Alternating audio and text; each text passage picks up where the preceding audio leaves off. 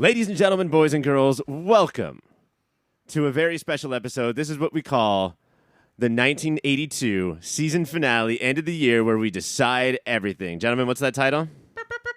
At 1982, end of the year, where we once and for all decide the most unpredictable night in Hollywood, Ryan. Part 1. Part 1. It's more predictable for me. I've already seen all the answers to everything, but you guys have no idea what's going The on. most predictable night in Hollywood, Ryan. If you're Ryan. The press has no idea what's going to happen.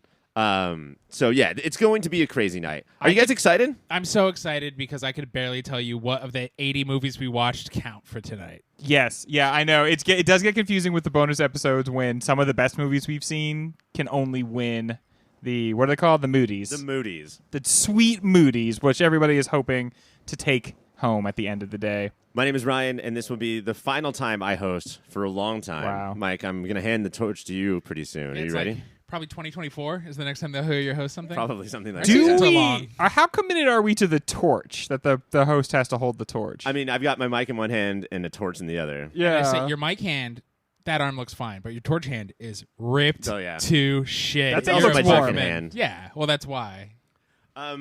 Okay, so we have two jobs tonight. One, we're going to decide once and for all what is the single greatest movie of 1982. Two, we are going to give out the awards. They are called the Mooties. We've got 10 of them. We're going to be giving them out all night. But All night? All night long. All night. But Should we Jen- guess? Should we guess what we think is going to win? No, don't do that. Okay. Do that after the show. Okay. Mrs. Doubtfire.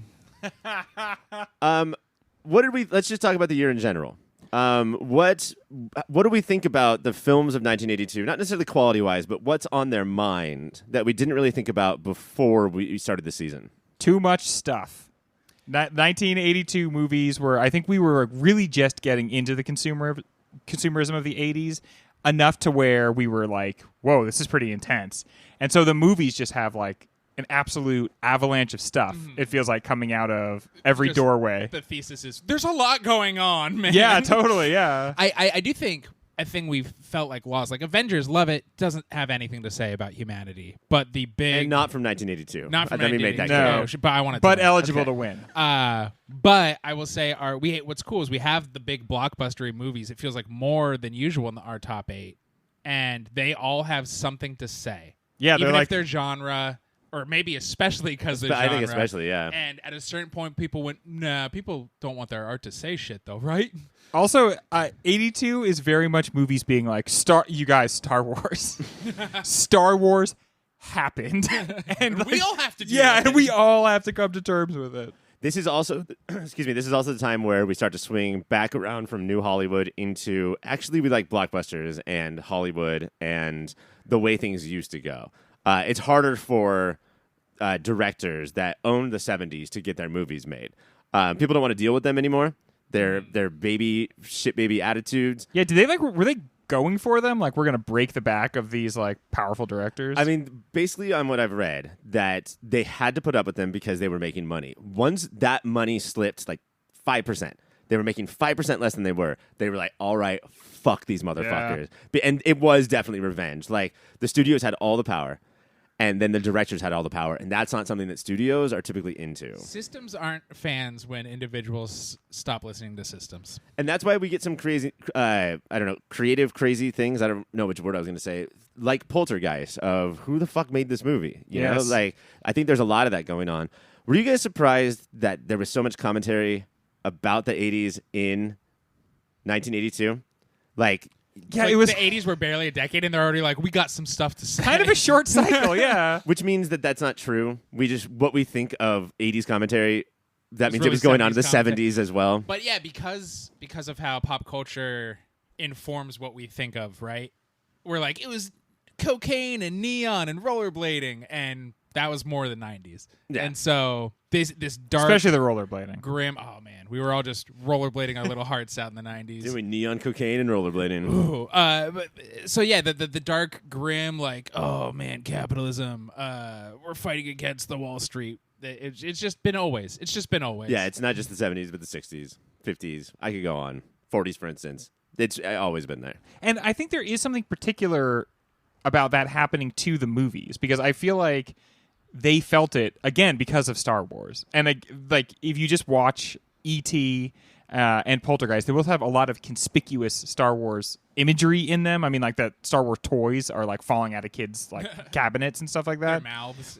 Yeah. 2 movies out of our Elite 8 are filled with Star Wars. Yeah. And the idea in both cases seems to be like this shit is just everywhere and it's inescapable. And so I think movies might have felt it earlier because they felt it as a direct result of George Lucas creating Commercial the movie. What's weird too is I think although New Hollywood is over and the studios are taking over, it's still sort of before everything needs to be franchised. So there was still some freedom of like, you have to do it the Hollywood way again. Yeah. We're not doing it that independent shit that you want to, but we don't know yet to be super concerned with 4 quadrants. sequelizing everything, yeah, and making sure that everybody can come watch every movie. You could sort of have your own standalone movie. And we see this when we look at the box office of really any year up until like the mid-90s where it's all these movies, standalone movies for adults, that's what was popular. And so we're still, even though it's getting more commercial again, it's not all about how do we sequel the fuck out of this, which I really appreciate because if I'm just sitting there thinking, as a diehard Star Wars fan, MCU fan, diehard fan, it's so hard to not just be distracted by, oh, you're setting up this story, and oh, this is for, this is going to go after the credits. We're still free of that. Yeah, it feels like everything we watch nowadays, it feels like there's at least one scene where it's like, this might become something. Thor, this take might it be back. its own show. What I like is so Blade Runner, there is reference to Alien in it, but it doesn't zoom in and the music does a real quick like Alien medley thing and then it moves on so the people know. You just see it in the background and so the super dorks are like, oh, that's cool. And let's move on. Where, not...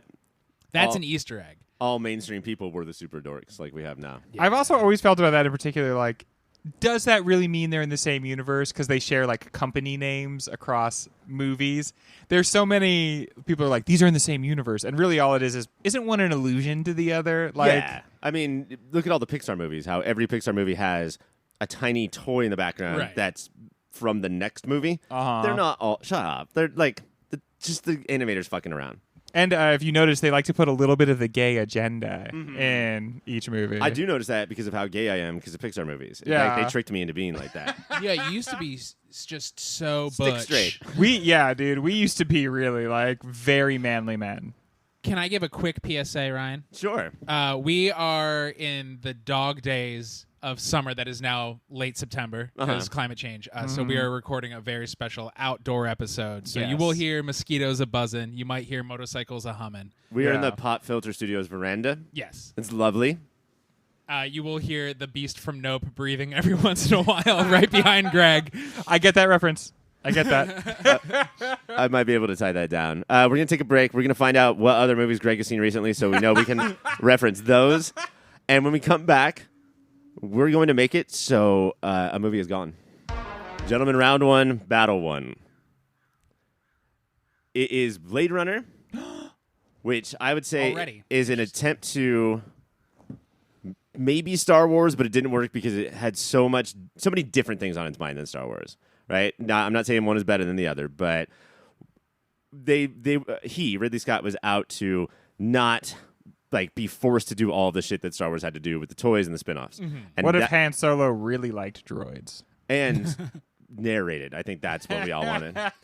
It's going up against our number 8 seed, Tootsie. I am so glad that we got to watch Tootsie. Yes. It's been one of those posters for years, its reputation for years. It was a phenomenal film. A good time at the movies. It very was a entertaining. thinker, more woke than we would have thought. Incredible performances. There's like 3 when we were doing the awards, there were 3 or 4 duos in that movie, and it made it really hard to choose best duo just from that movie. You know what duo was missing? Spoiler alert. Tootsie. And what's his name? Michael? What's Dustin Hoffman's name as Dustin Hoffman? Michael. Oh, okay. Like in a scene where he's like looking in the mirror. Yeah, they never went back and forth like that, and I think that's why the movie Gollum ultimately is style. getting kicked out right now. I think, Mike, that you hit the biggest thing on the head is that when we go back to somewhere like 1982 or even 2012, we're worried about all of the cringy stuff because of how culture has changed. And with a movie with this premise, it's double scary. Like, I remember finishing the bracket at the beginning of the season being like, Tootsie, oh no, Yeah. what are we actually in for? And the first viewing of it, because we tend to watch the movies a couple times before we podcast about them, but the first viewing was a lot of like bracing myself at different moments. Such like, a oh, tight here we go. butthole. But man, it is a gentle, compassionate movie, and that doesn't mean it's perfect. But honestly, I think we've had way worse things to say about way more modern movies. There definitely is a reaction. Again, I would not think of 80s as a progressive era, but No. There's such a swing. Like it's pulling, and then it just launches. And then when I think of like a 2000s movie that does something similar-ish, only dudes dressing up as women to get what they want, Sorority Boys. I think that's the name of the movie. It's Michael Rosenbaum, Barry, what's his face from Seventh Heaven? Like that is Kitson? atrocious. Like do not do what I did. Do not go back and watch Sorority Boys. and Harlan Williams, right? Okay, he's so much older than that. That's weird. I did feel like in Tootsie there was a little bit of the message, just like women, you just gotta pick yourself up and dust yourself off and just grow a dick and stop putting up with the male patriarchy. Just stop putting up with it. Yeah, because there was a lot where so much shit went down until this one particular woman got Just there. raised her voice and Yeah. stood up for herself. But and that it's like, woman did have a penis. So, okay, yeah. like I don't think the problem has been that women don't advocate for themselves. I think that there's something else going on. But the other thing that I thought about while watching it, and this is something that I legitimately miss because I think this is gone forever, is there's a type of humor where maybe you'll laugh 10 times out loud during the movie, which is like a phenomenal number. Yeah.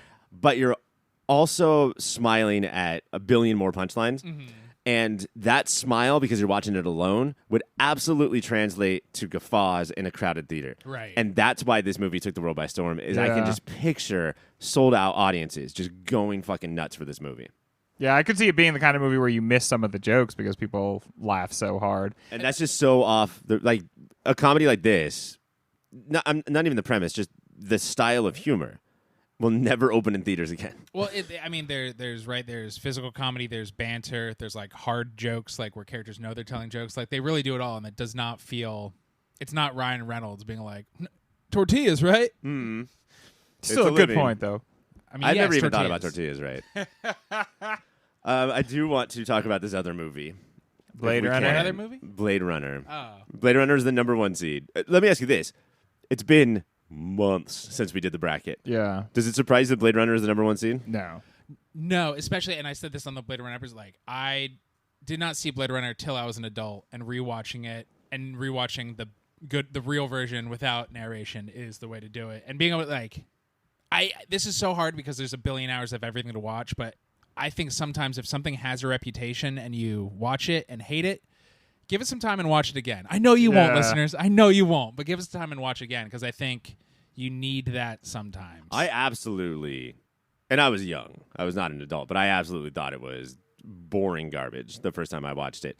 I couldn't tell you which version I saw, but I do know that I was a Leonard Maltin acolyte, and so there's still like every year I had that giant book of 10,000 reviews of like 100 words. And there's still movies that I don't like, and I don't know why. And it's because Leonard Maltin didn't like them, and I read it when I was 8. I think at this point, I've seen every Blade Runner version. wow. I mean, there's 3 majors, right? Yeah. So yeah, I think when they came out, and if I loved the movie the first time, I wouldn't have. Right. You know, I haven't seen all the Brazil versions.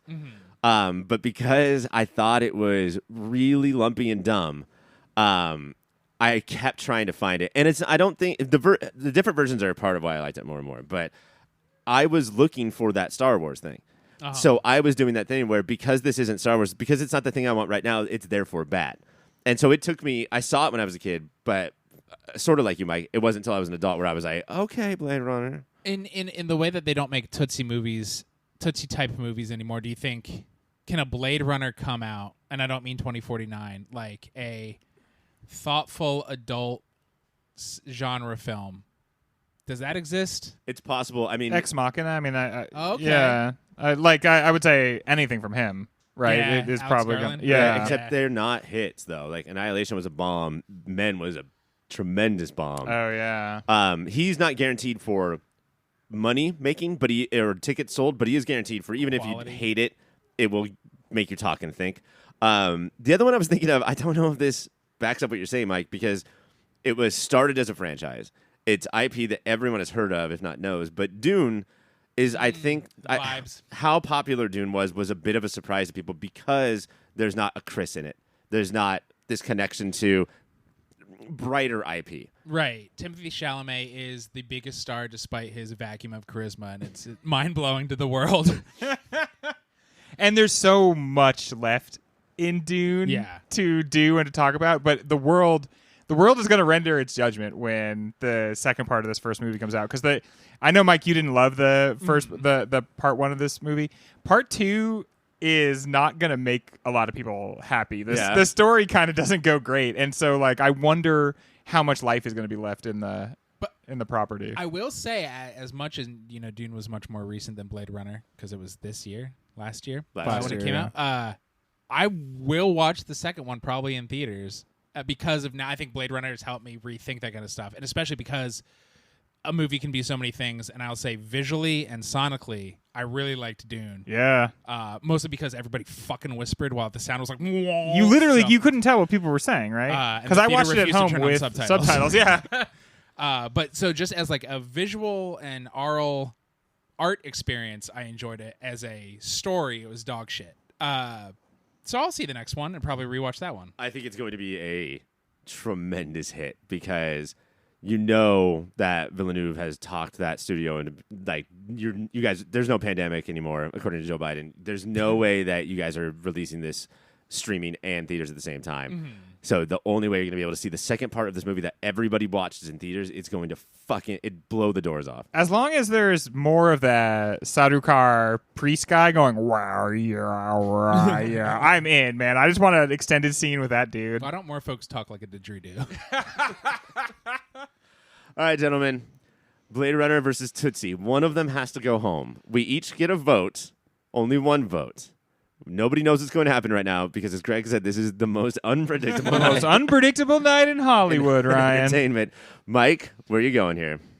Is this every year where the first battle and every battle therefore feels really difficult? I love Tootsie. Tootsie can kick rocks right now. I have to say, it's not as much. It's nowhere near as much of a slam dunk as I would have said at the beginning, like when we set the bracket. Like Tootsie probably rose the most in my esteem. I had never seen it before, but I was just guessing. Watching a movie, yeah. So skyrockets in esteem. But if it's lucky, and Blade Runner probably was the one that like only rose in my esteem a little bit because I already liked it so much. But even having said that, it's not very close. This is not a slam dunk for me at all, and. As much as I've grown to appreciate Blade Runner more and more over the years, to the point where I think it's great. Not that I like turned and said like, okay, it's average, guys. I do believe it's great. I think Tootsie is so good and does so many things well, and I'm nervous that my vote is doing that thing of like Blade Runner's clearly more important and influential, and Tootsie's a comedy, and therefore that makes the vote easy. That you do not respect comedies, you can't, and you have to respect influential things that everybody likes. And that is so. I mean.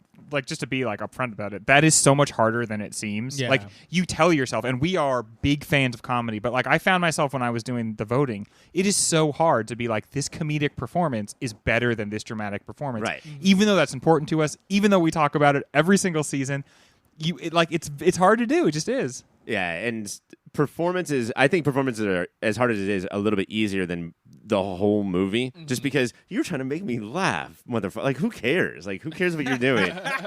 That being said, only I make me laugh. and it's true, guys. I do. I really do. It's impossible to not go with Blade Runner here. I know my vote doesn't matter, but I can't believe how long I thought about this one. Yeah, Tootsie was really, really good. I mean, that's my favorite part of the show is not picking a winner.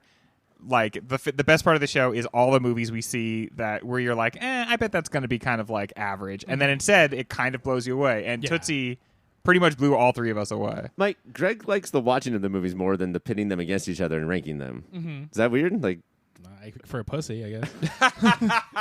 All right, we're gonna take a break, and when we come back, it's the first Moody of the year. Well, that is very, very funny, or very sad. And perhaps now you have something to think about. Or very problematic, and perhaps we have something to think about. But in any event, I'm sure you have some reaction to what you're listening to. So why not check us out on the social media? You can go to Instagram or Twitter and find us at Your Pop Filter. Email contacts@yourpopfilter. Hey, everybody. Keep watching them movies. Gentlemen, the first award of the night is Best Supporting Actress. For every award tonight, I'm going to throw out a not nominated and a new wrinkle this year. Should not have been considered. Why are we even talking about that?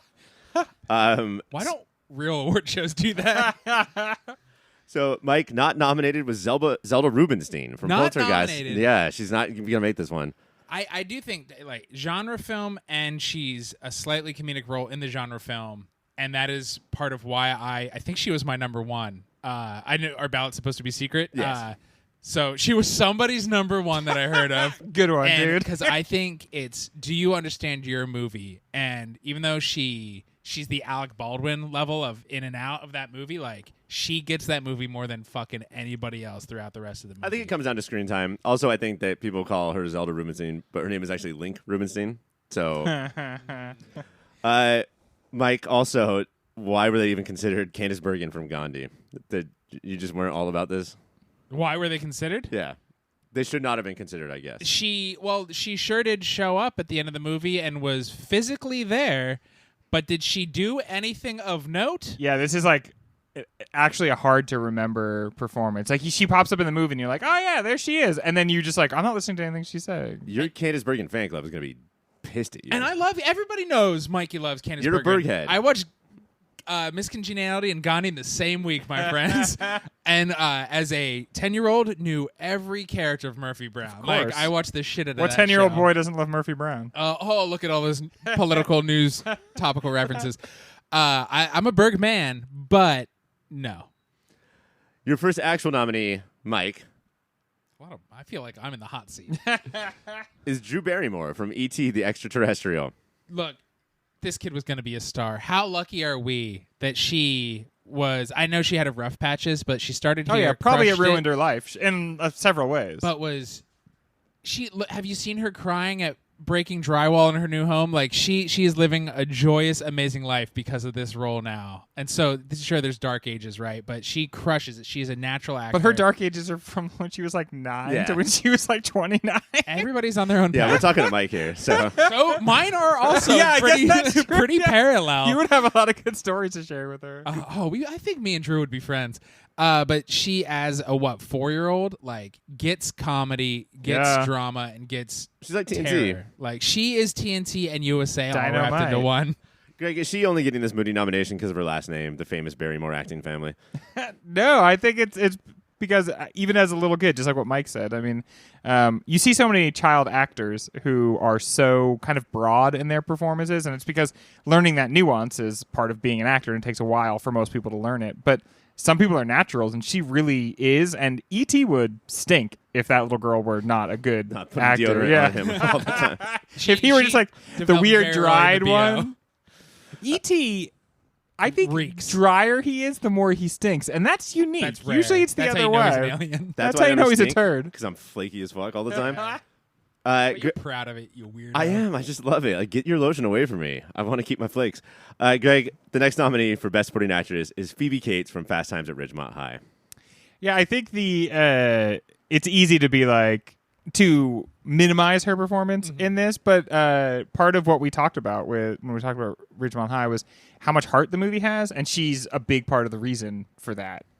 So like, except for one shot in the entire movie, she is such a young, like impressionable, trying to figure out the world figure throughout the entire movie, and this movie is wrongly remembered as just a sex romp. Right. It's really about. It's barely a romp and barely sexy. Also, man, like modern kids don't have sex anymore, so it feels really weird to watch a Dorks. movie about high schoolers having sex because high schoolers now just And play all- video games. all trading stories and tips. And it's as a 15-year-old watching this, I did not get what a funny character she was. And now as an adult, what a subtly funny she doesn't get the big Spicoli Yeah. moments or even Brad jerking off in the bathroom moments, but she is so funny for how confidently dumb she is Yes. throughout all of it, and she does not wink at all at it. It's that because even if you're watching this for the first time, the way she does it is, she's full of shit. Yes. Yeah. But she's not like telegraphing that. She's she's so full of confidence that you believe that Stacy believes every word that she says, even though because you're an old man watching this, you don't. And that's, I think, impressive. Greg, the next nominee is Terry Garr from Tootsie. Yeah, this is the as soon as I saw it was Best Supporting Actress, I was excited because Terry Garr. I've seen her in a few things, but she steals the show in this movie. There's she has probably the 3 funniest lines in the entire movie. She's even way more lost than Dustin Hoffman's character is in this, and trying to find herself, and just so much heart, and so much of it is Terry Garr doing a lot of work to breathe that into the character. And it's not even like that she vacillates between slapstick and sentimentality. She does it all with each punch. Yeah. To be able to do that, it's crazy that she wasn't a massive star. And I guess she isn't traditionally Hollywood attractive, and that's why she didn't blow up more. But everything we've seen her in, but especially Tootsie, she crushes. Yeah. You know what, too, is what's weird is you wouldn't think this because of her sort of short reign as a star. Although I think I read that she was a talk show just giant. If somebody dropped out, you fucking call Terry Garr. She will be there and she will kill. But she has a persona. It's not that she's a bad actress or she's 2-dimensional, but you call Terry Garr because you want that Terry Garr-ness in your movie. Yeah, kind of awkward. We saw that Will Smith rise to stardom with that. We saw fucking Michael Cera be a lead for a while in that. She's a woman in the 80s, and so she did not get bigger. What's bullshit is that she lost Best Supporting Actress in the Oscars to Jessica Lange from this movie. Jessica Lange should have been nominated for Best Actress for this movie, but Jessica Lange was nominated for a different movie for Best Actress this year. What was the other movie? Frances? Movie. The sequel or the prequel to Frances Ha? Yeah, all you do is add one word to every movie. To make it a prequel. Frances Farmer, the Nirvana wrote a song about her. Fucking farmers. Yeah. But yeah, Jessica Lange took this award from her at the Oscars, I believe. She didn't win it. She took it from her. Boom. Greg, the next nominee is from Victor Victoria. It's Leslie Ann Warren. Oh, yeah, I love Leslie Ann Warren in this. The kind of Harley Quinn sounding. Oh, for sure. Sort of learning about the world. Her, sort of conversation with Toddy, where learning what it means for a man to be homosexual. And honestly, one of the moments of the movie that really stuck with me was she's like, I can never give up men. And Toddy's like, same here.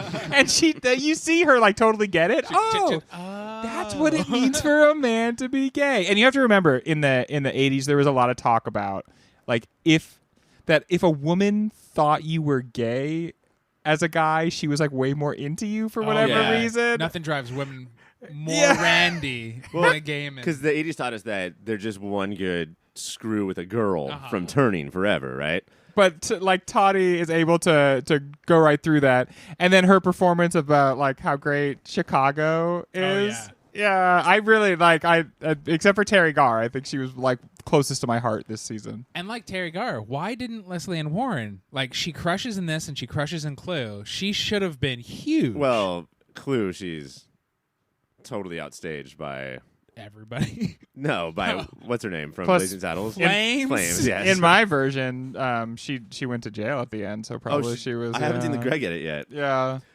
Mike, Drew Barrymore, Phoebe Cates, Terry Garr, and Leslie Ann Warren, 4 actresses that stole their movies mostly because of comedy and their delivery of one-liners. Your final nominee tonight is Sean Young from Blade Runner. And she never showed up in a cat suit in Blade Runner. No, yeah, that was... This is why people kept liking her for then. Yeah, not funny at all. No. I think... Rough.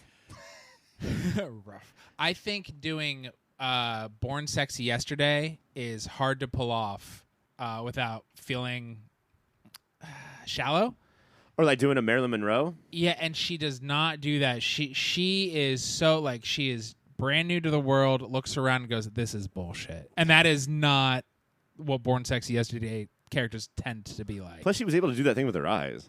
What thing? The little orange flashy thing. That's acting. She could do that naturally. It was a big year for charting whether or not you saw a little bit of light in somebody's eyes. 1982 was all about, did I see a flash of light there? But I think for wooden on purpose. Yeah. But still so compelling. And it takes multiple viewings, I think, and depending on which version you watch, to realize that Harrison Ford is wooden on purpose. Mm-hmm. Not with Sean Young. You get it. They're robots, folks. Yeah, but also her like running out of the room when she realizes that Yeah. like not doing a scenery chewing Yeah. like freak out, but just the way that she handles that, definitely. In headcanon, she runs out of the room and then just finds a hanging engine block on a chain and just punches the shit out of it, being like, I am a robot now. I always imagine she just ran out and opened up a can of oil and just chugged it. glug, glug, glug. So, Mike, you're saying that it's a Street Fighter 2 bonus round where you just have to beat the engine up. Man, and get I the most hated fun? those. Yeah. That was like What's no the fun at point? all. All right, gentlemen. Those are your nominees: Drew Barrymore, Phoebe Cates, Terry Garr, Leslie Amorn, and Sean Young. Gar. Let's see gar. who it is. What are we? GPS from the early 2000s? Yeah, We're go for it. Garmin, Okay. is what I Alright. say. You're Garmin. That's good. Now I'm going to open up You the like that envelope. runway? You know I appreciate a lot of runway. I'm like the end scene of Fast 5. Fast 6? Terry Garr from the hit movie Tootsie. Terry Garr, yeah. Okay, this is the least surprise. Okay, I know this is the most unpredictable night in Hollywood, but this is the least predictable part of the This most is the most unpredictable predictable night. moment of movie of the year. Right? Did anybody have any doubt about this? I would put money on Terry Garr being in the Pop Filter Hall of Fame by the end of this show. Yeah. Because of After Hours and Tootsie. Yeah. And honestly, I looked it up last night. I looked her up on Letterboxd, and there's a couple of movies. Does she have good reviews? Does she write good reviews on that? She's so good, yeah. But it's all in that voice of just like that. I'm upset and I'm screaming. Rashomon review. Did I see the same movie as everyone else? I'm not sure how many more movies she's going to get in here. So, but she can still make the Hall of Fame. We do what we want. Your next award is Best Supporting Actor. I don't have a why were they considered for this. I do Yeah. have a not nominated, Okay. and I'm going to talk about it. Okay. I was shocked that I know that there was issues. I know that he, at some points seems like he's in a different movie. But Sean Penn not being nominated for Fast Times, guys, are we being for real here? I guess that's a little shocking, but in a movie that's so comedic, his is a different flavor of comedy and is so broad that I could see society's comedy sucks worming its way into our gray matter. I have to out myself. I mean, I've always hated this performance. Yeah. Like, it's the most basic stoner performance of all time. It's way too far over the top in a movie that, like, does a pretty good job of capturing like the real rhythms of high school. This is like you went up to somebody who had never smoked pot and said, could you like affect a stoner personality? Spicoli is exactly what you get. And I just... But are you forgetting kids in high school who decide that this is now who they are? Because I do feel like I knew Spicoli's growing up in Southern California high But school. are you saying, like, did this set like people back on Yeah, stoners dude. for decades? Probably. He I saw mean, Cheech and Chong and went, okay, and then he saw Spicoli and went, no. All right, but I get that. But may I remind you, when he meets Mr. Hand for the first time, Mr. Hand is dressing him down, and he just disregards Mr. Hand and says, "Hey, I know that guy." yeah. That's fucking cool. It's the teacher of the class. Oh, no, wait. He says it to one of the says kids it in the to random background. Yeah.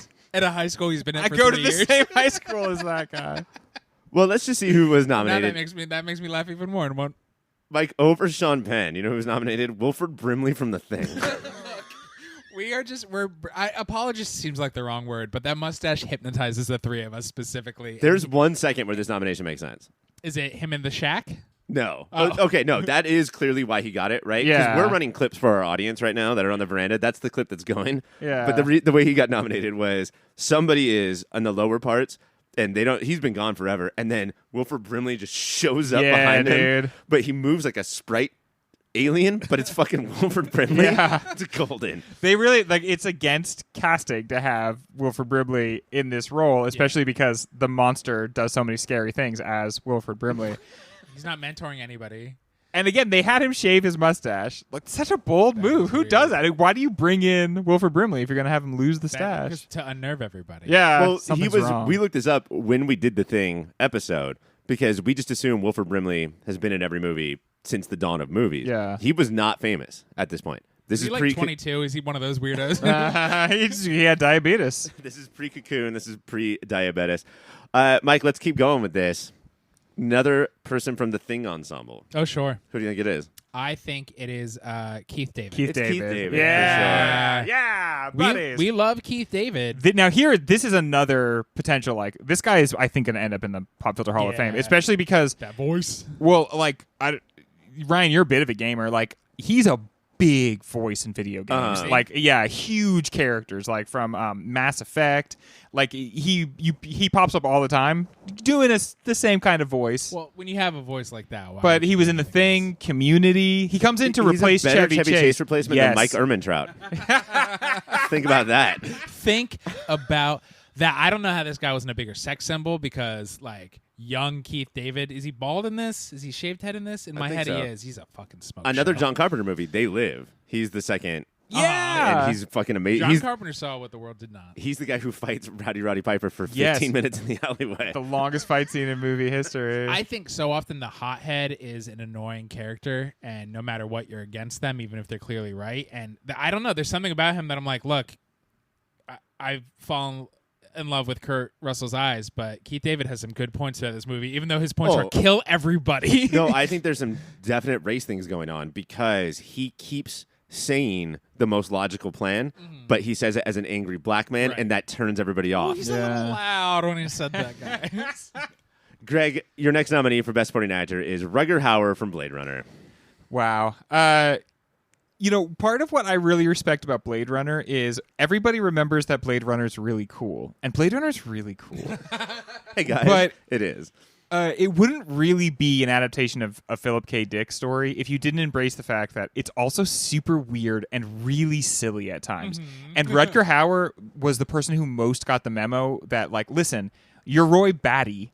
Like, you are a bad guy and you're going crazy. You're a baddie. You're Batty. Like, it's just a hell of a name. You know what the two of them remind me of since you said that? It's like watching Bob Hoskins and Roger Rabbit when you watch Harrison Ford and Rutger Hauer. Like, you think they're from two different worlds, but the two of them together are amazing. And it's like, he's going crazy because, like, all of the things that we have to deal with being mortal, he has to deal with those in like 4 years. But on top of that, he's actually starting to fall apart. And so he's going crazy because he's like disintegrating. And Rutger Hauer does a really good job of like bringing both of those into the same place as being like a philosopher warrior, you know? And he has the most famous lines in the entire movie. You wouldn't believe. He's seen things you wouldn't believe. Harrison Ford's nutsack when I visited his trailer. And Harrison Ford says to him, "Show, don't tell." Like, why are you just saying this right now? Yeah, like the way that he does it. And we're going to talk about someone who... Remember when he forced his head through that wall, Ryan? That was an ad-lib. That's Looney Tunes right there. There's so much of the his monologue, and you're like, oh, yeah, I get why people like him. It's the head through the wall. You're like, no, this man is a star. Yeah. Wait, his line was ad-libbed or... The driving his head through the wall. He made up... And that was Tile, if you remember. All right, Greg, your next nominee is from Tootsie. It's Bill Murray. You know, we are accustomed to seeing great Bill Murray performances. Did you guys even know he was in the movie before you put it on? I had no What idea. a delightful surprise. I had no idea. And then, like, within 30 seconds of his being on screen, he delivers, like, one of the funniest lines in the entire movie. But it's not the fact that his performance is so funny, which it is. It's that he actually grounds the movie in a very realistic space. Like, hey, I'm kind of disturbed by what you're doing, and it's not just because you're dressing like a woman. It's because, like, you seem to be having, like, dissociative moments right in front of me, and, like, we need to talk about how, like, it's not totally healthy what you're doing right now, all while still being Bill Murray. Yeah, he's still laconic and like detached himself. But it also at the same time has this New York thing and this movie thing of, we don't have time right now.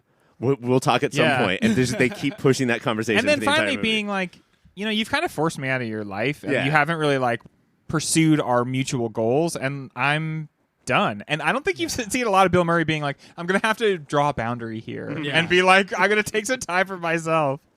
Or just being a real person, actually, instead of just a punchline machine. He has become, like, such a caricature of himself, and then a caricature of that caricature. This is before all of that, and it's Real life, really when he refreshing. just shows up at people's weddings. Yeah. And says, nobody will believe Well, no, this. that's the thing. Like, I think he's kind of, like, in being so salt of the earth, he has caricaturized himself, even in reality. This movie is just him performing, and it doesn't have the weight of, like, you know, even the movies in the late 80s had already, like, he had ossified as something, and this is before that, and it's exciting. If I saw him in real life, I would just say to him, do not take my fries. I want my fries. I don't care about honestly, the dude, story. like, I'm happy- Murder you, Bill Murray, if you touch my fries. I'm happy to see you, but don't approach me and, like, take my, like, and people will believe me. Like, if I told people right now I was at a Chicago bar and I was having some fries and Bill Murray came and took them and said no one will ever believe you, someone would be like, oh, yeah, I heard he does that. So Get just a don't new touch my shtick, fries. Bill. Yeah. I really like fries too. I like Bill Murray. I like fries more. I'll buy you your own fries. I Bill. do have to say, I recently saw him. He's like a golfer, and he's always in these pro-ams where they put a celebrity with an actual pro golfer.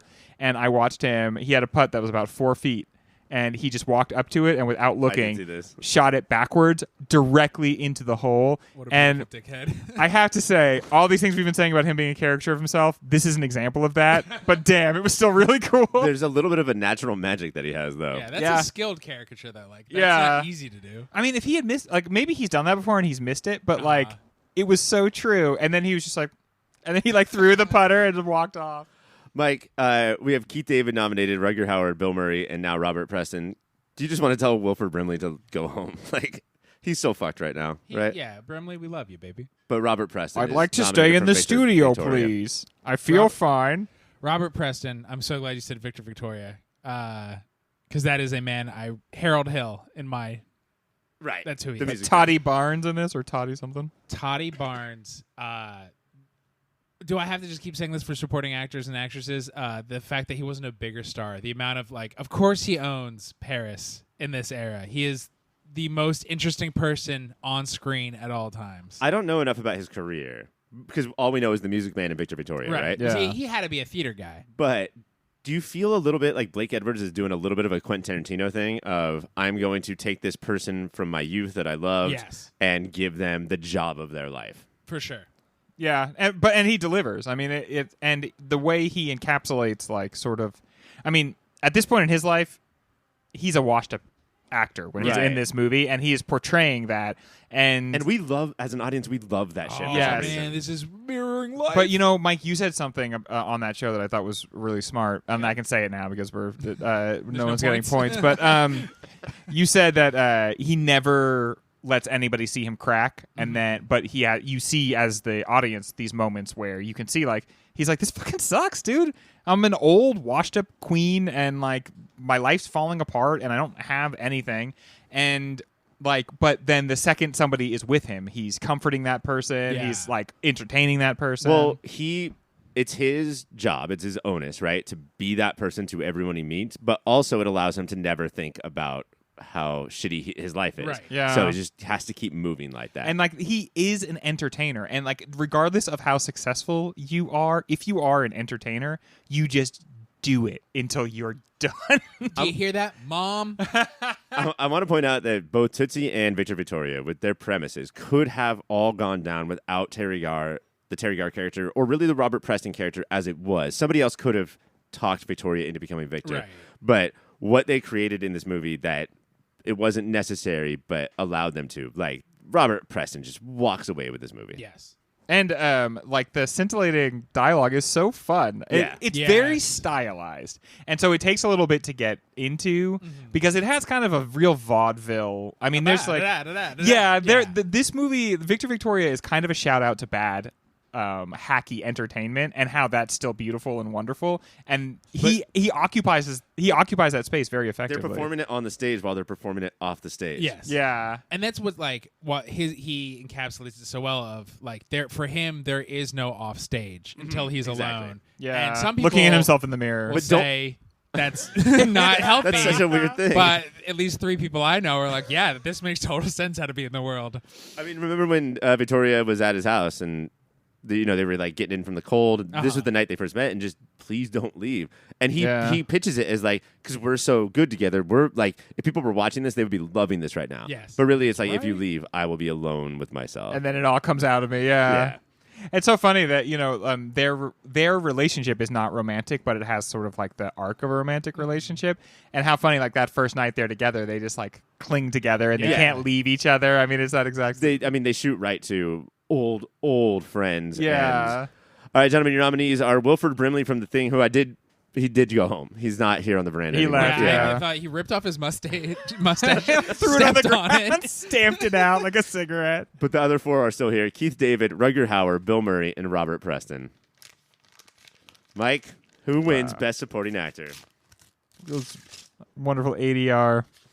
The envelope, please. I don't know what that was. It is Rutger Hauer from Blade Runner. I was a little scared that Terry Garr was going to somehow win this too. Yeah. So, congrats to Rutger Hauer. He did it. We're going to take a break, and when we come back, let's kick another movie out. Your number 4 seed is Poltergeist.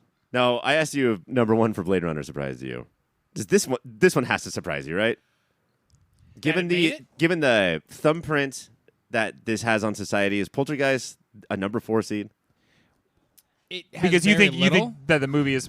I think it used to have a way bigger thumbprint. First of all, it is movie box royalty. Like everybody sees it. Like and it's like quote royalty. It's tagline, the quote. It's got all of these different elements that were very popular. But the problem with Poltergeist is that it doesn't hang together, and that's why I don't think it's had quite the lasting impact. But I think if you say 1982 movies such as Poltergeist, people are going to be like, oh yeah.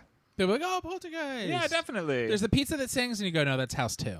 God, people are always saying things from House 2. Like, guys, that's a different movie. It's a different movie than Poltergeist 1. I've never seen House 2. It's going up against your number 12 seed. And I will say, maybe there's another one that this could go for, but this is one of those, like, all right, you got to fight from the bottom to be in the Elite 8 because we don't have that weird movie that not everybody has seen. It's Fitzcarraldo. Oh, yeah.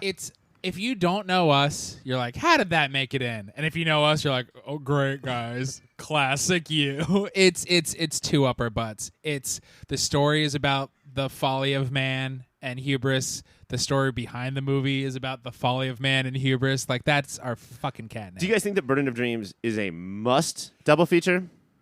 It informs so much more of it. I liked watching Fitzcarraldo, but watching Burden of Dreams after, it meant that whole week I was in love with the story of the story. Like, yes, it's required. I have to say, I didn't watch Burden of Dreams, but like, I felt like you could tell watching Fitzcarraldo exactly what that documentary You were making would the documentary be like. in your head. Because I mean, it was when they were hoisting the boat over the mountain. I suddenly was like, wait, he really did this. Like, this is not, these are not effects. Like, he's actually doing this. And like, I mean, so then Burden of Dreams sort of unspools from there. Like, you just see it in your head after that. The fact that the natives turn to Fitzcarraldo and say, are you fucking kidding me? While those actors turn to Werner and are like, are you fucking kidding me right now? All at the same and time. went on strike for like 9 months, like just didn't do it. I'm abashedly into director forward movies when I can just feel your musk all over your movie. I like it. And this has to be the most director musky movie that we've watched, maybe ever in the history of movie of the year. There. Yeah. So of course he's musky. It's going to make some musk. And it's got the Klaus Kaczynski performance, which is just, you can say magnetic, you can say like it's impossible to look away, but if you've never seen this movie, this performance is in a league totally of its own, and it really it just keeps you very much anchored in the movie. I do have a dream, and I know this is the burden of dreams, but I do have a dream where Klaus and Rutger switch, and how different are those movies? I've seen. Stop thinking about it, Mike, and talk about it. But still, he plays opera in Blade Runner. That's if you're not. I've hooked, seen operas you wouldn't believe. If you're not hooked when Klaus drops the phonograph in the middle of that party. I don't know where your soul is. And then looks at everybody like, are you hearing this? Are you hearing this great opera? Remember the episode of Parks and Rec where Tom Haverford saved a Halloween party just by doing that? And it went very differently. When Klaus does it, it does not work the same. And then there's a lot of little performances in it. It's a very, very unique movie. But if you think 1982, and I know this is only one of the ways in which we think of this, but I'd say it's definitely a better film. But except for movie heads, do people know about Fitzcarraldo versus Poltergeist? I feel like everybody knows that name. I actually think that you could reference Fitzcarraldo in most groups, and people would know, oh, Boat of the Mountain. I think that it is famous in that one. Boat. I think they're saying Mountain Dew. See, this is so weird because I'm as we do this show, I'm sort of transitioning from movie dum dum to movie. The show will do that to you. Just movie dummy. It's sometimes it's hard for me to tell what people do or don't know about because I had never heard of Fitzcarraldo. It was one of these where Ryan is like, I think we should, and then Mike and I hold hands and go okay, we trust you. We'll throw it together. And then it ultimately turns out to be a home run. But before this, if you said Boat Mountain movie, I would have been like, are you okay? I heard of the doc before I heard of the movie. A director went nuts. They made a documentary about it. Oh, I see what you're saying. Yeah, this is the what is it? Heart of Darkness documentary of its generation. where you know it's going to be so wild that before you even go, you bring another film crew just to follow you around and go, man, look at what they're doing. And I think in a lot of those ways, like what you're saying, Greg, the movie is sort of tame. You know, you think that it's going to be crazier just because you know what's going on around the camera is so much crazier. But I'll see your one factors, the 82 of it all, and have people heard of it, and I'll raise you. You describe the movie, or you've seen the movie. Which one do you want to watch again? Because I loved Poltergeist as a kid, and and I liked the face ripping off more than you guys did, and it still scares me. I don't know if I ever need to see. I could die and not see that movie again. Ultimately, like, it just doesn't come together. It's not one coherent thing. Like, the fact that Zelda Rubinstein pops up for just a little bit, that's so much of what happens just pops up for just a little bit, and it's like, don't worry, it all comes together. And I think this is one of the hard things about podcasts is when we talked about Poltergeist, we kept talking about the amount of ideas, and we were very excited to have ideas to talk about. There's so many. It's an idea field, but what might get lost in that sauce is they don't all gel together, though. Like, there's not one hand or one mind making sure that they work together. Is it Tom or Todd? Tom Hooper? Toby Hooper and Steven Spielberg. It might be. Maybe you shouldn't have two directors who That's- don't really yeah. talk much. Is that the lesson of Poltergeist? Maybe Too they many should at least cooks. talk a little. But, you know, whereas, like, Fitzcarraldo, like, there's that scene where he goes and he talks to the guy that works at the railway. Yeah.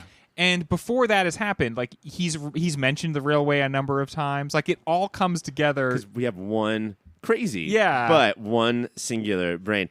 I'll see both of what you're saying and then raise you this, Greg. For the last 6 months, you've been singing Fitzcarraldo to the tune of Desperado. That's true. Can you do that with Poltergeist? This seems like a major knock against Poltergeist. Yeah, that there's I bet no you could. I song believe for in it. Poltergeist. It would be something like, I'm a poltergeist In a Barbie world? in a I big listen old to Five. vice. House is haunted, but we flaunt it. Yes. Yes, I can, right? My vote is for Poltergeist. I guess that point is moot. It's that one's taken off the table. Yeah, I think that there's this one's gonna be a battle because of all of the different reasons why we choose movies. You know, like, I think at this point, I don't know if we're going to talk each other into anything else. So let's just do it, Greg. Where are we going here? I have to say, ultimately, I love the idea of, you know, celebrating the 1982-ness of something. Maybe doing something really foolhardy and endangering a bunch of people for maybe no reason is the most 1982 thing you could do. That's both movies. That also feels pretty timeless. I mean, like, one killed a bunch of extras trying to move this boat. The other had a curse on it and killed. Oh, that's true. Like, both of these movies were damaging to their crews. But ultimately, it's, for me, there's like a borderline excitement that comes with Fitzcarraldo. And like Mike said, I'm excited to see it again. I thought about it a lot more. So ultimately, Fitzcarraldo. Mike, Fitzcarraldo. is that Desperado? I think it was Canyonero. Fitzcarraldo. I thought long and hard about Poltergeist. I wanted to pick it because of Coach. the Spielberg of it all. Coach. You know, Mike is a Bergman. I'm a Yeah. Craigie T head. I Yeah. love that guy. For sure. But no, we're going to move Fitzcarraldo past Poltergeist. Congratulations to Fitz. Up When we over Poltergeist, right? when we come back, more awards. Hey guys, thank you so much for listening so far. And let me just tell you that everything ahead of this commercial is much better than what came before it. That's my guarantee. While I have you here, let me tell you about a website. It's called yourpopfilter.com. And it's everything you need that's related to Pop Filter. Everything Mike, everything Ryan, everything Greg, everything Cassie, everything is there at yourpopfilter.com. While you're there, go to yourpopfilter.com/Amazon. Make that your new Amazon bookmark and do your shopping from there. That way, we get a little piece of the action, and Amazon doesn't.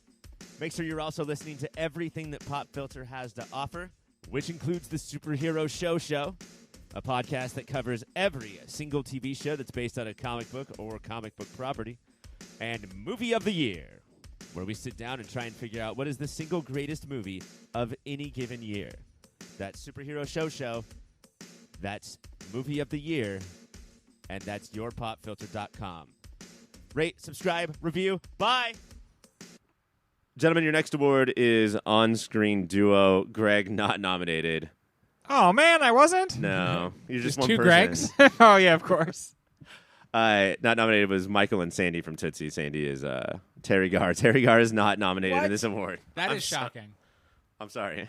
What? How did this happen? I thought they were. I thought they were a shoo-in. It's him. It's his fault. Yeah. She's perfect in every way, and he's just screwing up. You know what it really is, though? We had a lot of good duos. There was in 2 movies, Night Shift and Tootsie.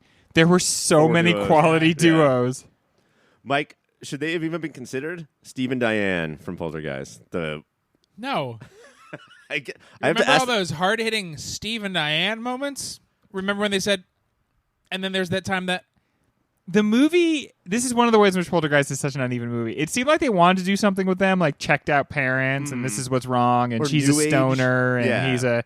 But it was just like, well, ultimately, we don't have enough time to really explore that. So They have to anyway, have set pieces. yeah.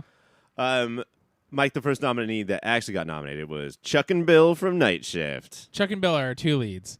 It's fucking Michael Keaton. Billy and Blaze. It's Billy Blaze himself and Henry Winkler. And why weren't they like Bob Hope and Bing Crosby. Bing Crosby? Thank you. I was going to say Burt Bacharach. Burt- Why weren't- Bill Cosby. Why weren't Bob Hope and Bill Cosby in so many movies? But I feel like Henry Winkler and Michael Keaton should have had a string of movies together. Oh, yeah. These two bouncing off each other was so great. And they could have like Frankenstein's Monster Day, where if they switched the role every movie, who was the straight man, who was all over the place. I think that they got the correct roles in this one. This one, yes, but if they Yeah. did 6 movies together, wouldn't you want to see it switch it up? I have to say, watching this movie, you're like, okay, Henry Winkler should always be in these types of roles, but it seemed like for whatever reason, like he had been the Fonz, and then he was in this, and then kind of nothing for a long Yeah. time, and then as an older man, he started getting the roles that he always should have been Yes. cast in. Did you guys see that clip of Henry Winkler on like a red carpet, and the reporter said, "Hey, do you know that everybody's calling you a gilf?" And he's like, "What? That's so sweet." And they're like, "Do you know what that means?" He's like, God, I love Fridays." And they explained it to him, and he blushed so hard. That feels. I gotta go fishing. I'll be right back. I think we put him in the Hall of Fame on the Night Shift episode. Yeah, we got pretty excited. Greg, the next nominee is, we already talked about them, the Bob Hoskins and Roger Rabbit of the year. It's Deckard and Batty. Yeah, they're not even in the movie together except for that one scene, but it's how all the threads sort of come back together, and the way they're playing off each other, and whether or not that's a replicant and a human, or a replicant and some totally new type of replicant. But Terry Garr and Not nominated? am I reading that right? Mike, not romantic love, but is there a deeper love between 2 characters in 1982 than E.T. and Elliot? No, those are bros. They bro down hard and quick, and nothing can separate them. They become like weirdly bonded. Yeah. Yeah. Where something, hey, do you prick E.T., does not Elliot not bleed? And vice versa. If he eats bad guacamole, does he not blow chunks? Yes. And it's a comedic duo. It's a dramatic duo. This weird, wrinkly nutsack puppet and this little kid. Remember when they literally share a beer? Yeah. It's a lot like me and Mike, except both of us have to be drinking. But it captures Wingman very well of, I'm going to get shit-faced and egg you on to kiss that girl. I think that there's a lot of similarities between them and when we were talking about Victoria and Todd, of just such fast friends and you believe it. Like, Yeah. they are just, Yes. they are dedicating their lives to each other. They're both weirdos. They love eating candy. Mike, the next nominee I wanted to ask you about, because you had some feelings about this movie. I believe this is their first nomination of the night. It's Kirk and Khan, who are never on the set together. On. This is Star Trek II, the Wrath of Khan. Oh, good. Yeah. I was going to start talking about 48 Hours. When you talk about Nemesis, I do think they are some of the best cinematic. It's not even the 2 sides of the coin. Are there 2 John Adams heads on one coin? They are so similar. But isn't it about Kirk kind of like extinguishing that part Yeah, of himself? he's the killing too swashbuckly, super the too sexy, sexual. I Yeah. mean, violent. in the rest of the Star Trek movies, is he forever changed because of Khan, or is that a little too much for this franchise to handle? No, come on. He goes back to Kirk. I mean, honestly, like as much as Star Trek 2 is kind of like forget about Star Trek the Motion Picture. It also kind of is like forget about the fact there's going to be 4 more movies after this. It's a standalone thing, and part of it, what it's about, is supposed to be like him changing forever and them putting a lot of stuff to bed, and then as they're making the movie, they're like, no, wait, instead, franchise. Spock's not going to die. He's going to be alive forever. I feel like the next movie that at least approaches his emotional journey is Star Trek Generations, where you see him, because Picard gets lost in this weird time loop thing, and Kirk is just like by the fire and happy. And Picard, who is not a swashbuckler most of the time, right? Like, he is a level-headed guy who's mellow. Picard's thing is Picard, when we see him, has already undergone the transformation that we see Kirk. Yeah. But he runs into Kirk, who's just like, I just drink wine by the fire now. And Picard's like, can you just do that? And Kirk's like, yeah, man, I'm pretty happy. Like, and I understand that they're different generations in that they came from 2 TV shows, but Picard as an actor, Patrick Stewart, who has looked 50 for 100 years, aren't they the same generation? Like, is one really come off as younger in that movie than the other one? I think so. Picard comes off as younger. His eyes still twinkle. His eyes still twinkle. And William Shatner got that rotundness. Yeah. And so, He got that rotundness, son. Greg, the final nominee. Real captains have curves, Mike. I already blew it, but it's Victoria and Todd from Victor Victoria. Yeah, I thought your intro earlier, I thought you were going to be talking about them. Yeah, fast friends right away. So nice to see a man and a woman that are pursuing a relationship, but it's like, it's a friendship. They bring out the best in each other. They're like the funniest moments in the movie are the 2 of them just like having their back and forth. They're so brutally honest with each other. I mean, she like confesses so much to him right away, and they just really support and build each other up. And most strangers you meet in a restaurant do that too, run away. They do not be like, you should sleep at my place tonight. Yeah. It's usually just, my God, what is wrong with you? And like, as a viewer, I think there is almost like the podcast style parasocial relationship when the 2 of them are interacting and hanging out. It's like you're also kind of sitting there being like, yeah. And then they share that, what was only for us viewers, they share that on stage at that restaurant. And they do their like, are we making the thing up now? But also, I think they're both crazy enough that they practice that routine every night. We just didn't see it. All right, nominees for Best On-Screen Duo are Chuck and Bill from Night Shift, Deckard and Batty from Blade Runner, E.T. and Elliot from E.T., Kirk and Khan from Star Trek 2, and Victoria and Todd from Victor Victoria. Greg, the envelope, please. The envelope, please. Rip it. And the winner is Victoria and Todd from Victor Victoria. This feels right. Yeah, it really, I mean, like, what is this movie? It's a duo, and it's like, this could be called Victoria and Todd. I mean, Jimmy Garner. Okay, look, I love that's them less as a catchy, duo, but nobody's going to go see Victoria. Yeah, nobody wants to see Victoria and Todd. We're going to take a break. When we come back, another movie, dead to us forever. We'll never watch it. Round 1, Battle 3, I would say are 2 movies that influence their specific genres more than almost any other movie since my lifetime, let's say. Throughout the 80s, 90s, and so on. Let's see. The first seed that we're doing is the 26th seed. Whoa. 48 hours. That's the first seed of the 2. Of the 2. No, I mean, no, it's not the highest of the 2. It's the first one we're talking about. 26 seed, 48 hours. I don't think that shatters Contact's record of being the lowest seeded in the Elite 8, but that's fucking low. It's up there. Contact was like 39 or something. Something like that. Yeah. I mean, this sort of created a genre all to its own, of which all 3 of us have different loves in this genre. Whether you're it might just be me, but like Midnight Run, Last Boy Scout, none of those could be possible without 48 hours creating this action, but mostly comedy though. Like we're gonna try. I don't know how much you laugh at 48 hours, but you can see that the attempt is there. Does it suck to go back and watch the original version of the thing that kickstarted it all? No, I think if you're a history-loving dork like me, not at all. It's interesting to watch. But is it more like, oh, I'm discovering the Beatles to see what happened with rock and roll, as opposed to I'm really digging this? I dug it. Maybe not everybody at this table. Yeah, did. I strongly disliked it. I mean, because I really dislike Nick Nolte in this. But honestly, the the more time that went on, the more I liked Eddie Murphy. In it. Especially near the end of the movie, like because Eddie Murphy's is like presenting a really kind of rounded performance. At first, you don't think it is, but then over time, it is.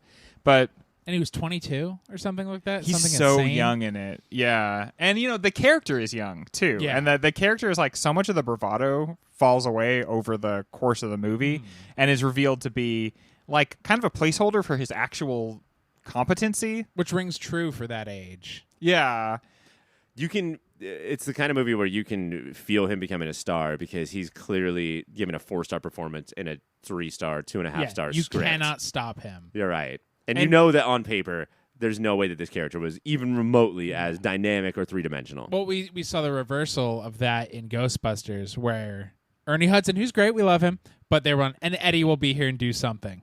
And Ernie is not Eddie. I'm sorry. That's okay. That's such a weird thing. Like, why didn't they put all 4 of them together at the beginning of the movie? Why did they have Ernie Hudson come in halfway through? Weird.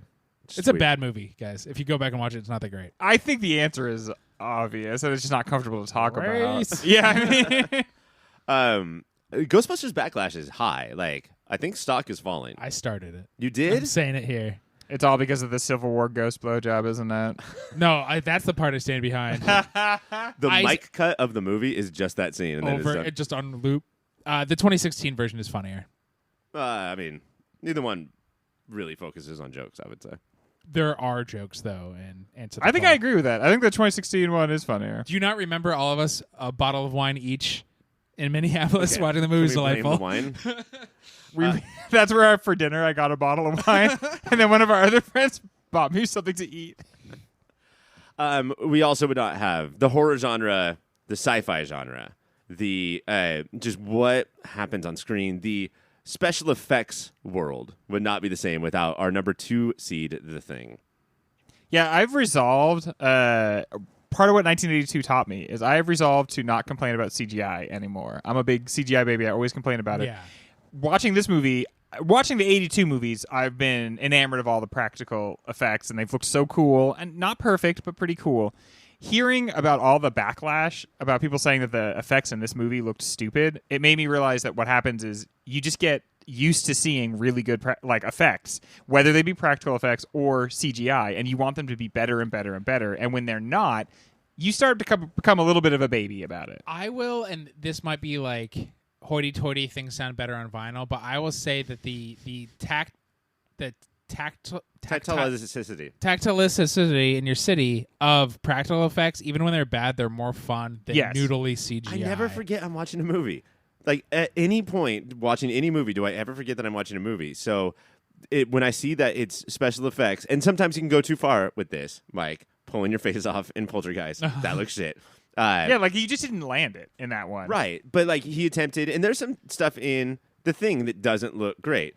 But I think this is my own bias, but I think as my appreciation and nostalgia for practical effects has gone up, the quality of CGI has plummeted. Yeah. And all of these houses, I like how they call CGI houses in the same way they call like fashion houses or like drag houses. Ballroom houses.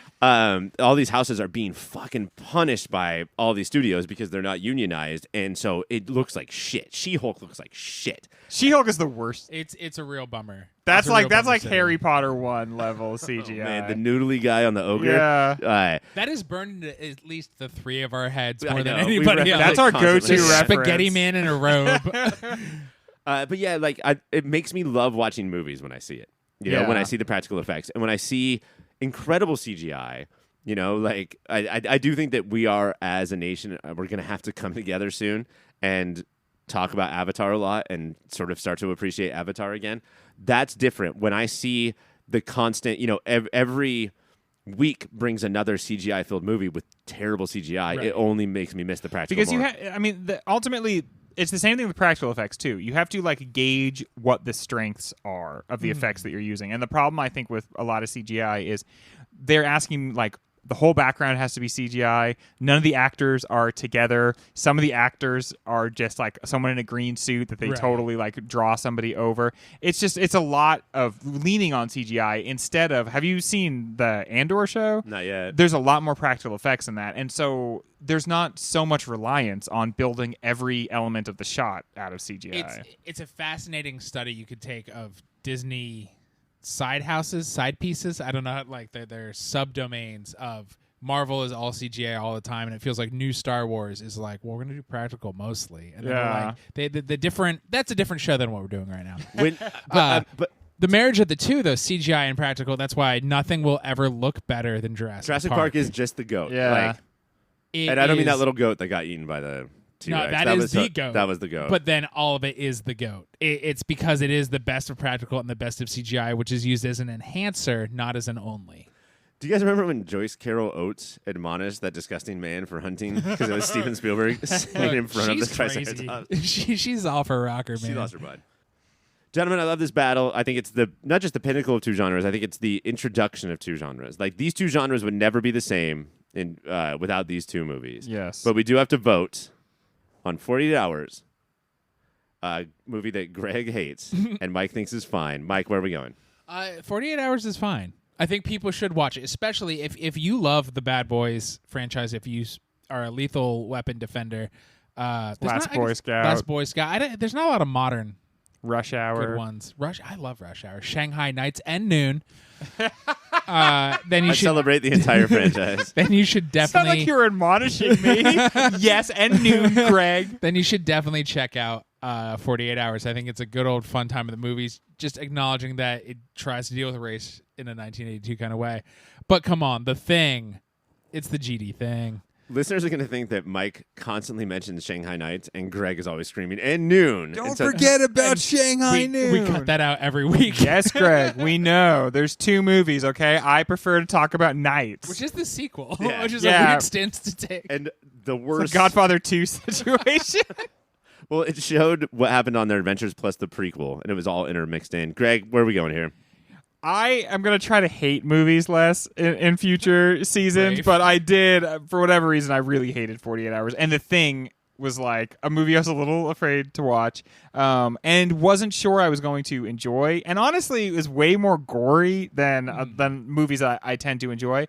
But and some of that gore had teeth. Dude, this is basically a perfect movie. It doesn't give you all the answers that you want. I don't think that there really is like answers for when somebody is the Thing and when they're not. I mean, like ultimately, if you see them pop into the Thing, suddenly they are. That's I bet that's the thing. But it's intriguing not to have answers. I thought about this movie more than almost any other movie from this season. So this is for as thunderous a slam dunk as it could be for The Thing. No Ben Grimm No. in the movie. Was that weird?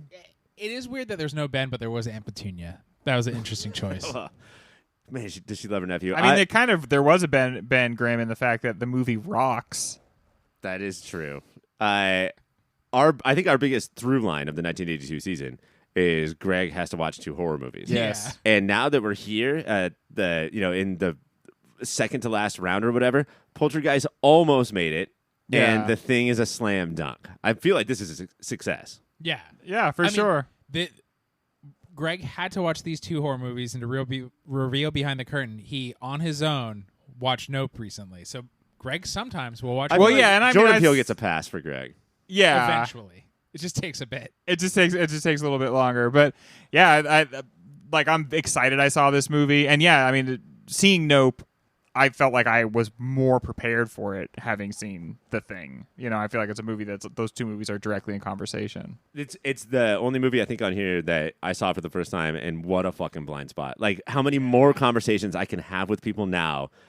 Dorks. Mostly, watch The Thing. Yeah, that's mostly what I tell people. The Thing, congratulations, 48 hours. You did your best. When we come back, one last Moody. Gentlemen, one of my favorite traditions every year is one of you, or one of us, because sometimes I don't host, gets to explain to people how best villain is different from biggest shithead. Would anybody like to take that honor? I would say that, Ryan is the villain of Movie of the Year. Okay. I am the Mike is shithead the of Movie of the shithead. Year. I See, totally Greg knew. disagree. Mike is absolutely the undercutting, evil, strategizing villain. I'm just a simple, basic country shithead.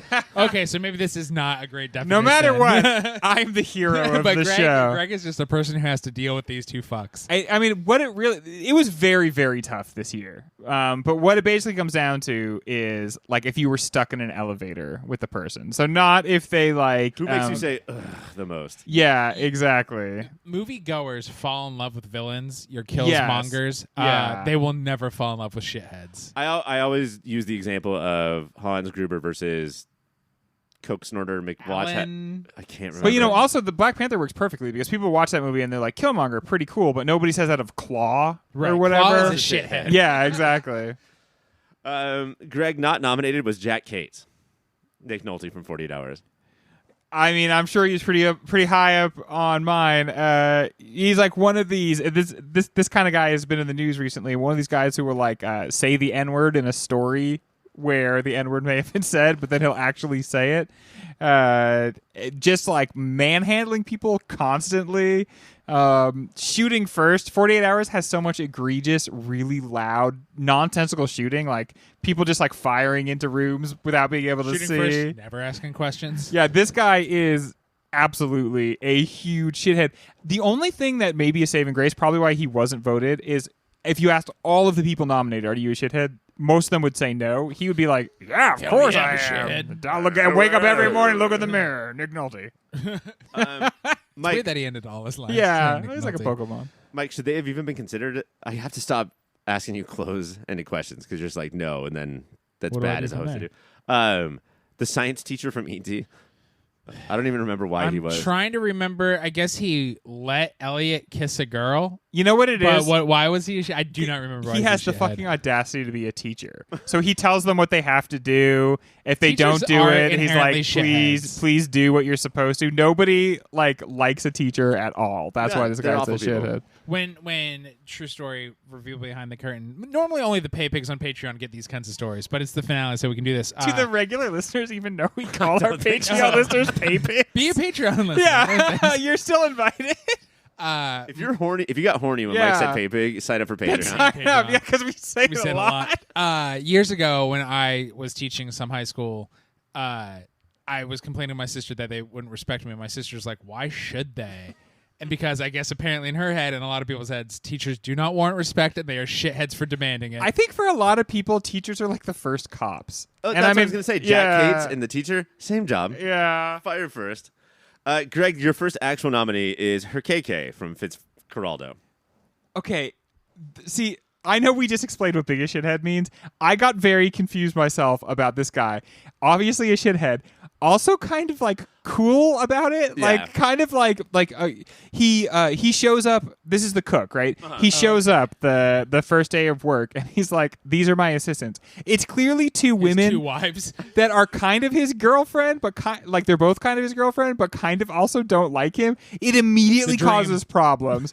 And then also, besides being the cook and the guy that brought ladies, he's also kind of the translator, also kind of like partially the navigator. He Well, if also. you're gonna be a shithead, have a lot of skills somebody else needs. Oh yeah, cooking food is a good one. He also gets very pissed if one of his two girlfriends talks to. Everyone gets mad when the girls flirt with the sailors. Yeah. but nobody more than Herkeke, who's like, "No, both of you are mine." Meanwhile, like what he does is he's the cook, but they cook and he like tries to feel them up while they do it. Yeah.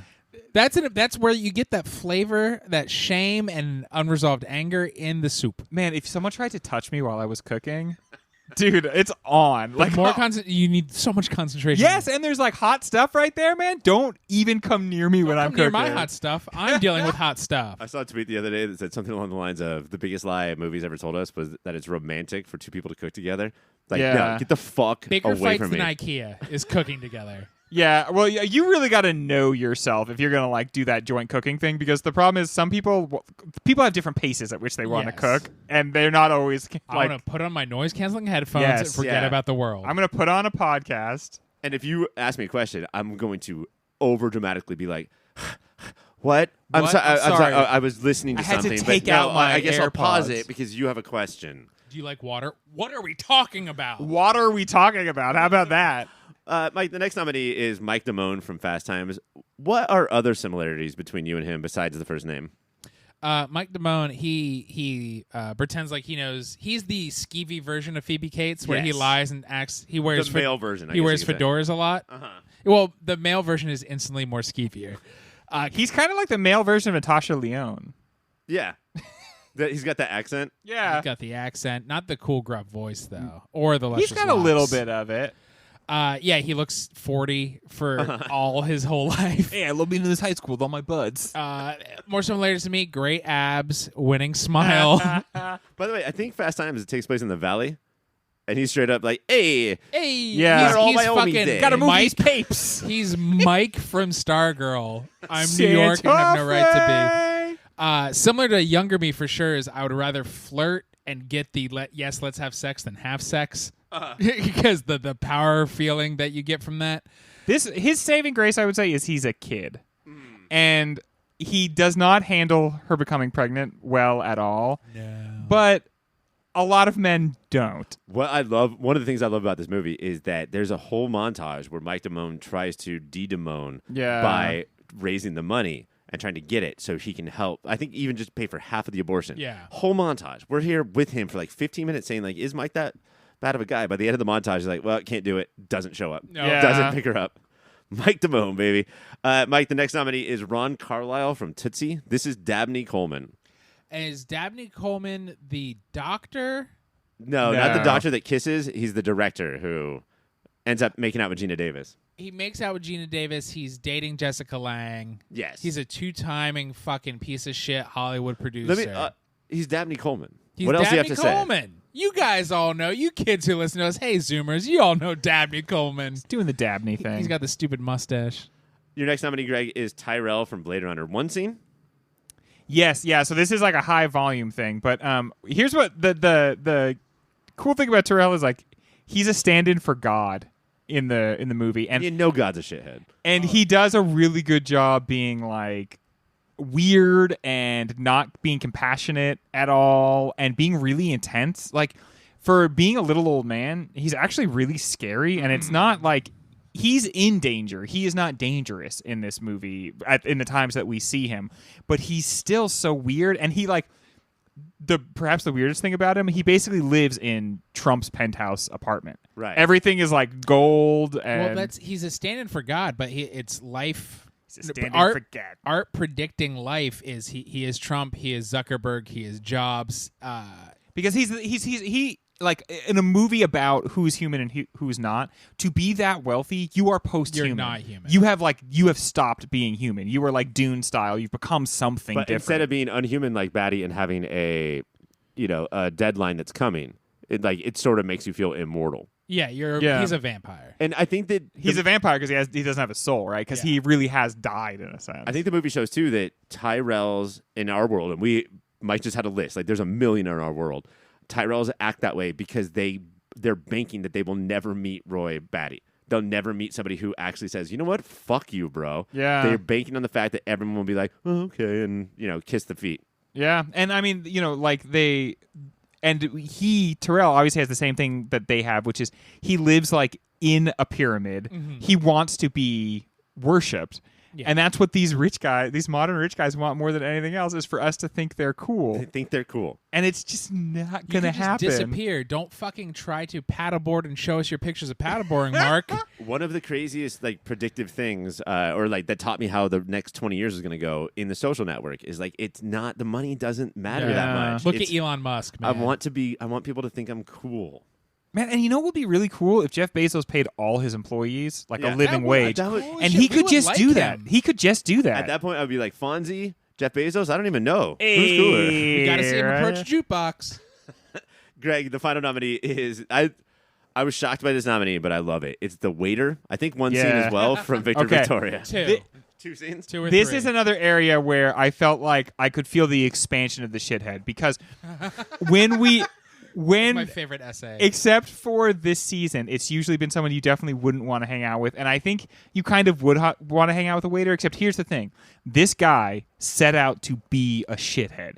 He is, and honestly, keep in mind he's a French waiter. Yeah. That's almost like a contradiction in terms. Like, I'm going to wait on you, and I'm French, and like he is so pissy, and he loves it, and he's such a gets off on bitch, it. and he's so good at being a shithead, and he loves it. He chews on it. He has a perfectly scripted retort for literally every situation. Yeah. It feels like Tim Curry's maitre d' in Home Alone 2, Lost in New York, is based on this character. For those of you who have not watched Victor Victoria yet. Which, and that movie stars its own Tyrell. Donald Trump is in that movie.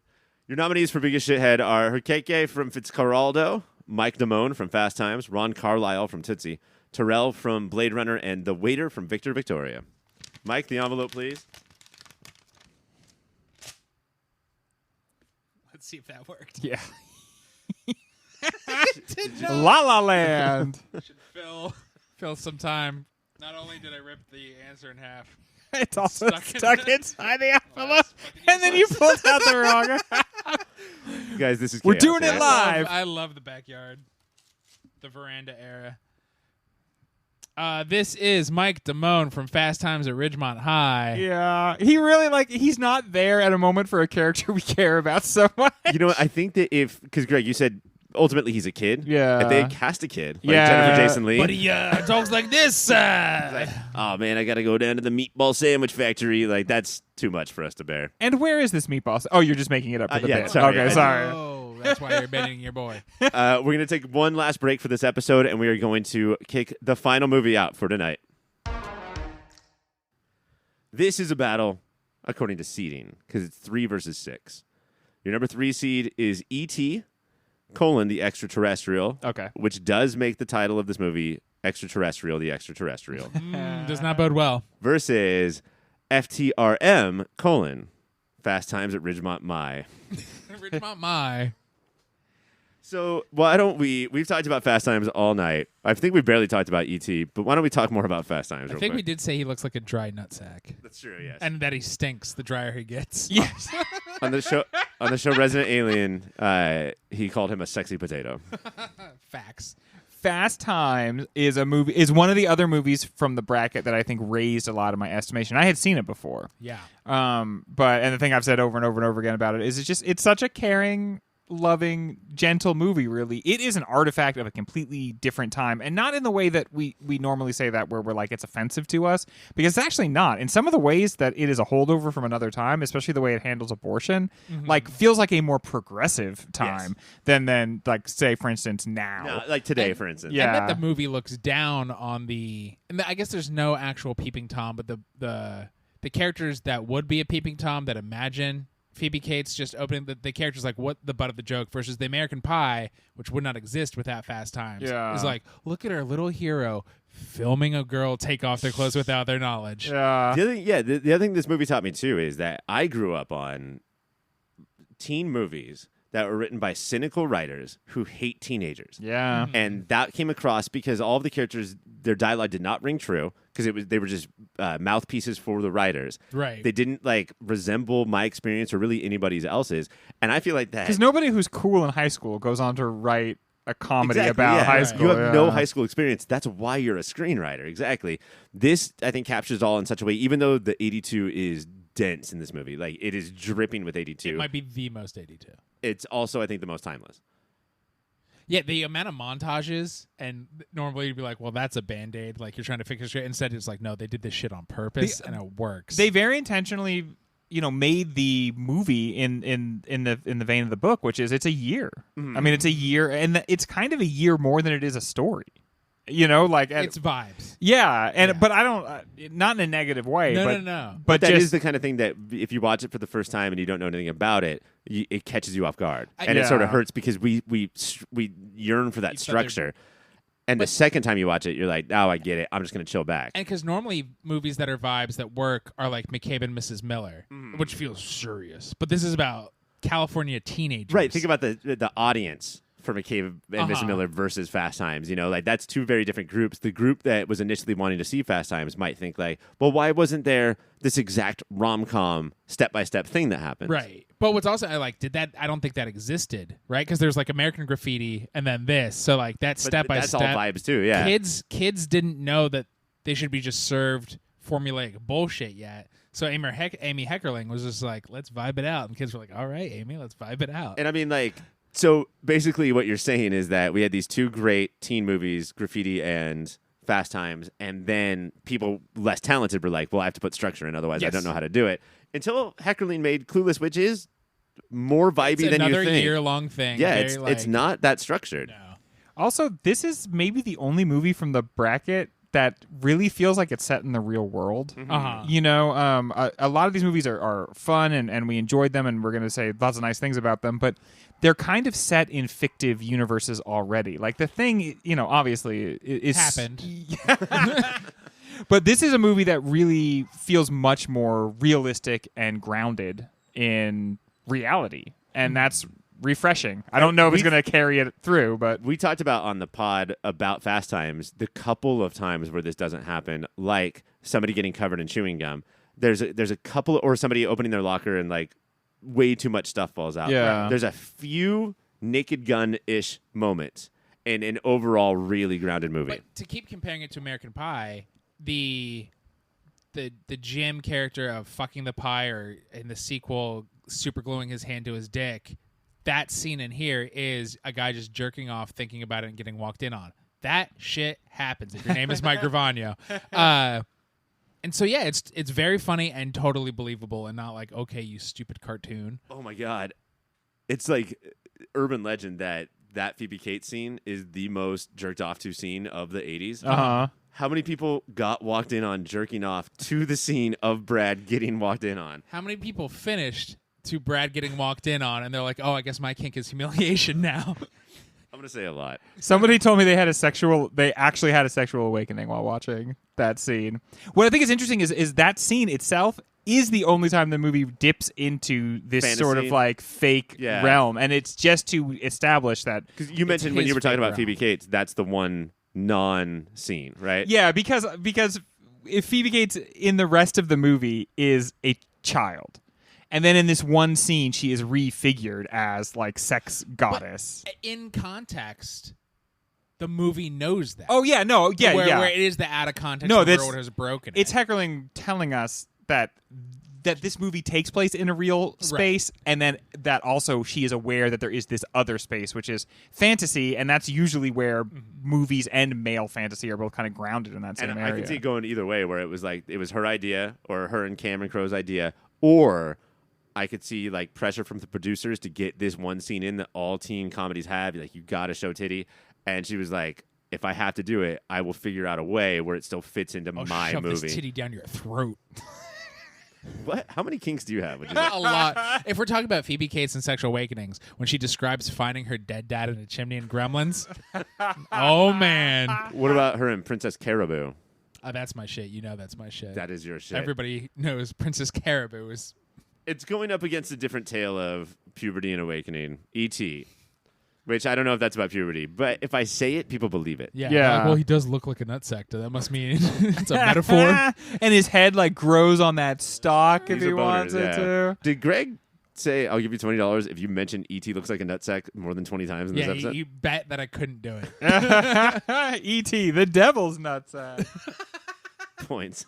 This is a movie where it's like, yeah, E.T., it's a great movie. And then you put it on, and you cannot remember how great E.T. is. Even though I just watched it for this show. Yeah. If I watched it today, the thing that you just said would be true. Yeah. It's the montage of the hits and the rest of pop culture are too burned into our brain that it de-elevates how good the movie is. And not to shit on Toby Hooper, but Poltergeist is a series of iconic scenes, and so is E.T., and one is just the iconic scenes and doesn't hold together, and it's amazing how well E.T. holds together. The stitching together between those scenes and the side characters you forget about are... To tell the same story, different genre, right? Yeah. Family versus horror, but to tell the same genre of families moving out to suburbia thinking that they would be more included, and instead they feel more lost. Like, it's the same movie, just wildly different ways of getting that story out. One thing we talked about on the E.T. show that I think like is worth bringing up again is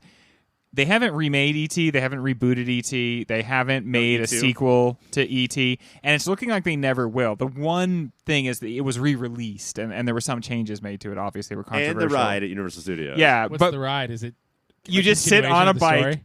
in a room with like a TV, or with a big movie screen. Yeah. And then the bike kind of like goes up a little bit, and it goes doo doo doo doo doo doo. But I think you can't underestimate, or you shouldn't allow yourself to underestimate how important it is that like E.T. gets to just be this one thing. Like I just saw the most recent Thor movie.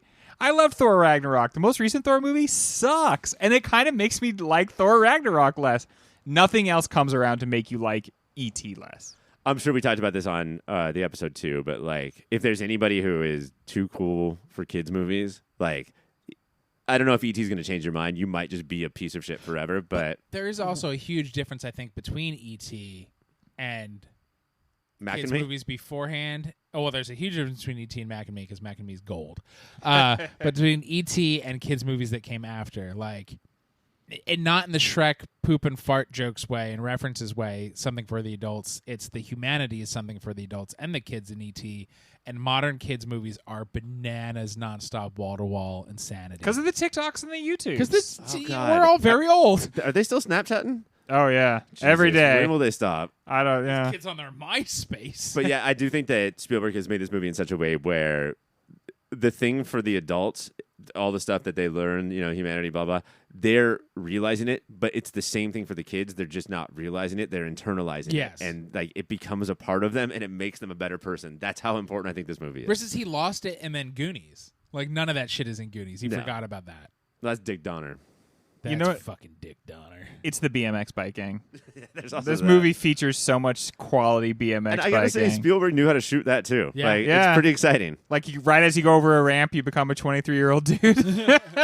That's what I thawt as a kid would happen. And I was like, where's my beard? Do you remember when Elliot's older brother landed and his wig came off and landed right back on and he rode away? Greg And he voted real quick. Well, he's a responsible young adult. bought 3 lottery tickets and a porno. Greg, one of these movies has to go away forever. It's E.T. or Fast Times at Ridgemont High. I really liked Fast Times at Ridgemont High, but again, a kind of a slam dunk. It's E.T., come on. And it's not just like the reputation of E.T. It's what we were saying, where it's like, you think you can remember how good E.T. is within seconds of like, it's just opening shots. Yeah. You're like, no, wait, this is so much more compelling than I remember. I don't think I was an E.T. hater. I was more down on it, the two of you.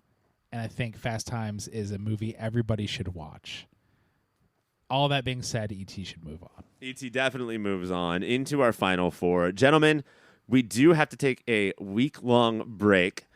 So just so you know, when we come back, we're going to give away the rest of the Mooties. And we have 3 more battles. It's Blade Runner versus Fitzcarraldo. It's The Thing versus E.T. And 2 of those movies will be the single greatest movie in the history of 1982. For Mike, for Greg, I am Ryan, and please keep watching those movies.